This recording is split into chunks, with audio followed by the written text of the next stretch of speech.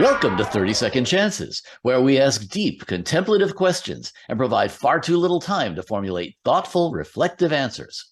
My guest today is audio professional Gabi Lima. Gabi, how you doing? I'm great. How are you? Just fabulous. Thank you very much. All right, you know the drill, 30 seconds on the clock and on to the next question. Are you ready? Never. Awesome. All right. Let's do it. Question number one. It's an easy one. Describe your job to a 5-year-old.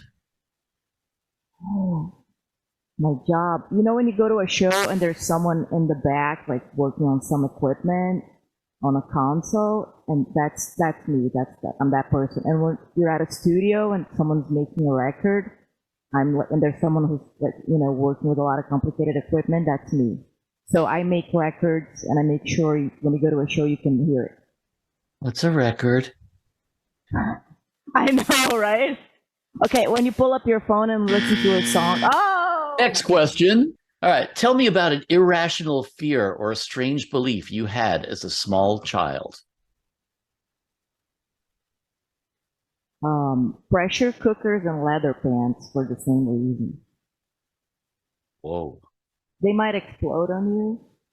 Yeah. I think it's still true. Yeah. That sounds pretty deep-seated, man. It's like, do you want to talk about it? We just took like a left turn in the wrong direction. No, I'm just wondering, did this happen? Did something? Eventually with pressure cooker, yeah. But that's the 30 seconds. That's what you get. You get. Next question. You've been invited to give the eulogy at Bozo the Clown's funeral. How do you begin? Oh my God. I think I would just tell all my dad jokes, especially my audio dad jokes.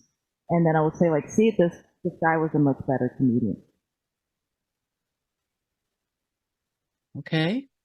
You know how many Telecaster guitar players you need? Yeah, but you realize this is a somber experience, right? I mean, this is his funeral. I mean, Yeah, but it's Bozo the Clown. Like, you're expecting a laugh. Or, you can kind of like, oh yeah, he was great.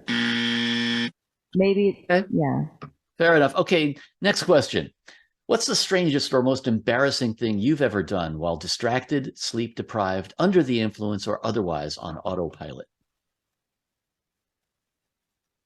I think it wasn't like out of all that, but just out of like anxiety. I met Al Schmidt, and I know that he did a lot of Diana Krall's albums, and I complimented him on the one album that he didn't do with her, that T-Bone did. And I knew that. Because I knew it was mastered at Liston, and T-Bone mastered at Liston. Like, I knew it. And I complimented him on it. And he was very nice. And we kept talking about his love for Brazilian music. It was like, that's very nice of you. But that one actually I didn't do. I'm so embarrassed. Next question. You've just woken up wearing nothing but your underwear in the middle of a busy intersection. How do you explain yourself? Oh, how do you wake yourself up? How do you wake yourself? Because that's a dream. That's a nightmare, right? Maybe. I think that's just a nightmare. So I would try to Some people pinch might myself. Like it. That's a different kind of dream. Yeah. I think I would just like try to pinch myself and not feel pain and realize that it's a nightmare. And try to smell it, because I don't think there's smells in dreams. But you can definitely smell. You can definitely smell a busy street here in LA. As a logical segue to that one, some people say if you're nervous in front of an audience, you should imagine them all naked. You're on stage and the house lights come up and you realize the audience is naked. What do you say or do? Is this the same nightmare? But now this is a completely different one. Yeah, no, but in my head, I'll be thinking like, is this the same nightmare? But I can actually smell things. So, oh my God, that is a nightmare. That is a living nightmare. What do? I think I like singing with my eyes closed. So I'll just resort to that. Okay. Everyone in the audience is naked? Hey, what the hell? And when they advanced the show, they didn't tell me? All right, next question. Tell me about a memorable prank you've pulled or been on the receiving end of. Oh my God. Come on, you've worked with road crews. I'm not much of a prankster. Oh my God, prank. I actually can't remember any pranks. You've worked with some very boring crews, obviously. No, I'll tell you what. The first time I was interning at Liston Master, my timer's gonna go off. I was interning at Liston Mastering, and they had me talk to a client, and it was a bunch of mantras, and I would have to check the spelling on the mantras, and I thought it was a prank, but it wasn't. I really had to. So it was like, Okay, all we'll this let like we'll let very. that one go. We'll let that one go. That concludes our regularly scheduled questions. I'm now going to put 30 seconds more on the clock and allow you to either answer for me a question you wish I had asked, ask me a question, shamelessly plug something that you're working on, pontificate on life in the big city, whatever you want. 30 seconds, it's all yours. Go.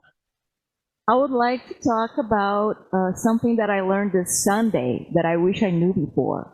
So I'm going to plug this. I just recorded a song with Tana Donnelly, amazing Tana Donnelly, a song that we wrote together. And JJ wrote me back like, hey, how did it end up sounding? And I'm like, JJ, how it ended up sounding is not as important as how it felt recording it. And he was like, totally. It's like Al Green, because like I picked a mic and I thought maybe we should both sing on the mic, like do alternate takes, like you sing on the M49 and I'll sing on the M49. That way it sounds the same. But we ended up setting up two different mics at two division, great staff. I had a 47, she had a 49. It doesn't technically match, but we sang together, and that was like a great experience. And we ended up probably sounding better, and we had a better performance. Of course you did, because you So did together with each other. Absolutely. yeah. Although I do love the way you pointed out that JJ said to you. Anyway, Gabi Lima, thank you for being Yeah, my because guest. we're geeking out. We were geeking out on the equipment. Like, oh, they have a 49. Of They have, course whoa, you what's the heat? were. And what's the. Yeah, that's what we do. Thank you for being my guest. Thank you so much for having me. I'm going to try to prank someone just so I can have that answer. That's right, for the next time.